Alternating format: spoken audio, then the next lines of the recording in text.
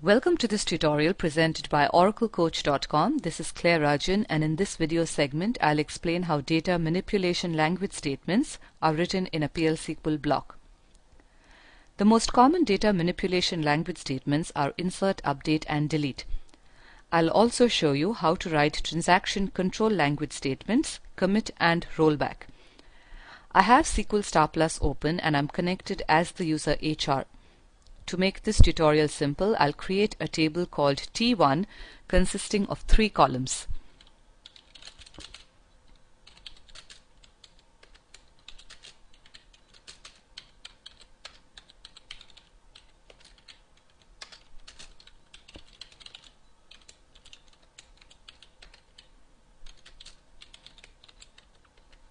So here's the create table command. Create table T1, open parentheses, C1 number, C2 varchar2 of 10, C3 date.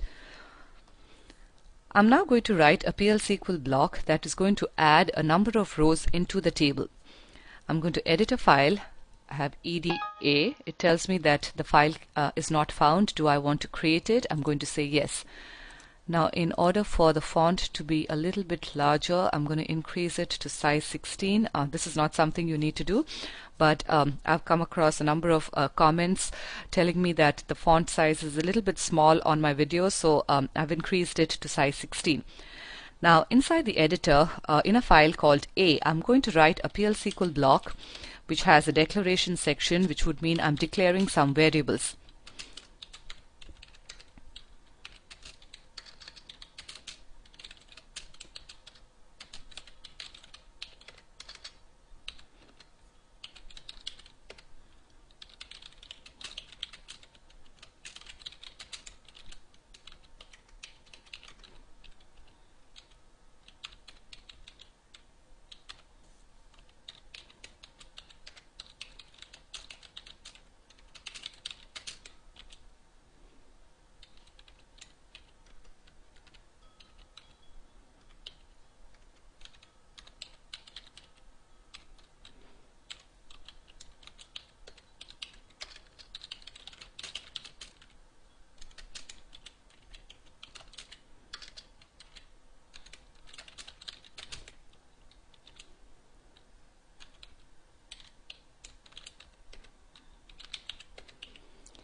So here's the PLSQL block that has a declaration section declaring 2 variables A and D. A is a numeric variable that has an initial value of 2. D is a date variable that holds an initial value of sysdate. In the body of the PLSQL block, there are 3 insert statements. The first 2 insert statements pass values for all the columns explicitly. Now the first insert statement is insert into T1 values 1, ZZ, 29th of April 1968.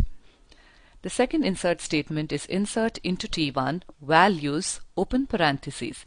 Over here I've mentioned A. Now A is the memory variable that was declared holding the value 2. When I reference a memory variable inside an insert statement in a PLSQL block, the value contained in the variable will be put into the table, followed by the value YY, followed by 20th of November 1997. The third insert statement passes values only for 2 columns, the columns being C1 and C3, and the values being passed for these columns are D, and again I'm referencing a memory variable, which is the variable called D that holds the current date. So after this particular block is executed, there should be 3 rows in the table.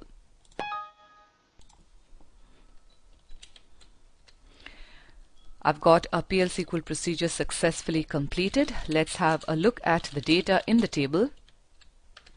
So here are my 3 rows. The first row 1, ZZ 29th of April 1968. The second row where I had referenced the memory variable to take, and the value contained in the memory variable is what was stored in the table, 2YY 20th of November 1997. the third row where I had passed values only for two of the columns. So notice that one of the columns is automatically taking a null value. This was the column that I had chosen to omit in the insert statement. So here the values are 3, null, and then the value that was contained in the memory variable called D. The value that was contained was today's date, which shows up as the 7th of March 2011. So I just showed you how to write a PLSQL block in which a number of insert statements were written. I'm going to edit the program or the file that was created earlier called A, and I'm going to make some changes to it so that I can show you how an update statement is written inside a PLSQL block.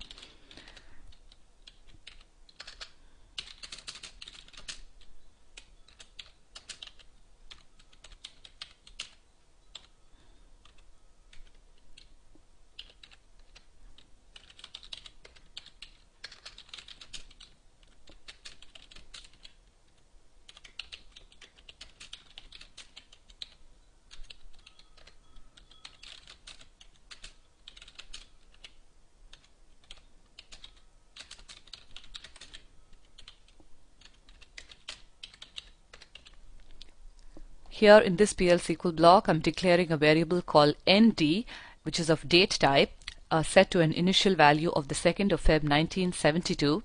I have two update statements in the body of the program. Both the update statements are going to affect the row where the C1 column is taking the value 3. The first update statement changes the column C2 to take a new value of AA. Now, earlier this particular column is taking a null value. That's because I had chosen to omit the value when I was inserting the row into the table. So the null value should disappear, and instead you should see the value AA. The second update statement is setting the column C3, which was set to today's date, to take the value that's contained in the memory variable called ND. So instead of today's date, you should see 2nd of Feb 1997. Once again, for the column which is where the C1 column is taking the value 3. It tells me once again that this procedure successfully completed. Let me re-query the table. Look at the data in the table. Here all the changes that I had done through the updates were only affecting the third row. So earlier the row was the row took a null value for C2. Now it's taking the value AA because of the first update. Earlier the column C3 for the row where C1 equals null was taking the system date, which is today's date, and because of the update it now takes the value which was contained in the memory variable, which is 2nd of Feb 1972. So I just showed you how to write update statements inside a PLSQL block. I'm going to edit my file called A once again so that I can show you how to write delete statements inside a block.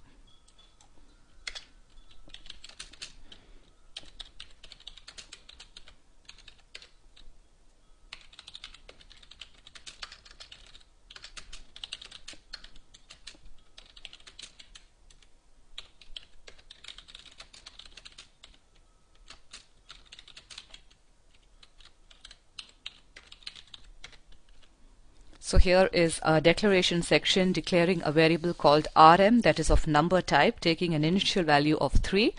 The body of the program has two delete statements.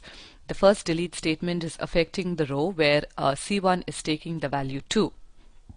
This was the second row in the table. So with this delete statement, the second row in the table should disappear.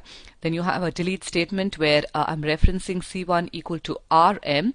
RM is taking the value 3, so it's deleting the row where C1 is equal to 3. So the third row in the table should be deleted as far as with this delete statement. So it tells me PLSQL procedure successfully completed. After the two deletes, I should have only one row in the table, which is the first row. So here we have our row where we have C1 taking the value 1. I've made a number of changes to the table T1 with all of the PLSQL blocks that I have executed. All the statements or the DML statements that were executed through the different blocks were all part of the same transaction. Now when you want to indicate that you want to make the changes made by a transaction permanent, the statement to use would be a commit statement, and the statement to indicate that you want to undo the changes is a rollback statement. Now I'm going to edit A once again, and I'm going to put in a commit. This is then going to be followed by an insert statement where I'll insert into T1 values 55 DD and let's say today's date. This is then going to be followed by a rollback followed by an end /. Now this commit statement, which is the first statement in the body, is going to commit the ongoing transaction. Now the ongoing transaction is the one that I have been working with, performing all those inserts, updates and deletes. Now after all of those changes were completed, the only row that is really in the table is the row where C1 was taking the value 1, and that is the one that is going to be made permanent in the database. Now this is followed by another insert statement. Now as soon as the commit is completed, Oracle is going to start another transaction. Now the new transaction that begins will consist of this insert statement where a row is being inserted. However, the change will not be made permanent. The change is actually happening in memory, and it's only when you tell Oracle that you want to make a change permanent that the change is written to disk. Now this transaction consists of only one statement, and what I have done is followed it with a rollback, which would mean that the ongoing transaction will be rolled back, the ongoing transaction being this insert statement, which is inside this block. So what would happen is after this block completes, the only thing that you should see in the table is the first row, because that is the row that was committed. Even though this row was inserted, it was undone because of the rollback.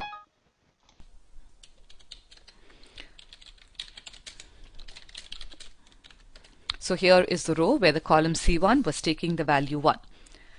In this tutorial, I demonstrated how DML and transaction control language statements or TCL statements can be written in a PLSQL block. I hope you find this tutorial useful. For other videos, tutorials and articles, you can take a look at the oraclecoach.com website. Thank you for your time and thank you for listening.